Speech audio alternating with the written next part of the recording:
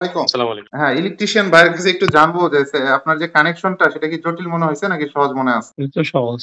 আচ্ছা ঠিক আছে, ধন্যবাদ। আপনার লোকেশনটা হচ্ছে ফেনী। জি, ফেনী সদর। এবার আমাদের অ্যাপসটা ওপেন করেন। কানেক্টে ক্লিক করেন। কানেক্ট, মেনুতে ক্লিক করেন। Menu, connect device locally. Connect device locally, সবার উপরটা while using the app, enable GPS, back বাটনে চাপেন। রিফ্রেশ।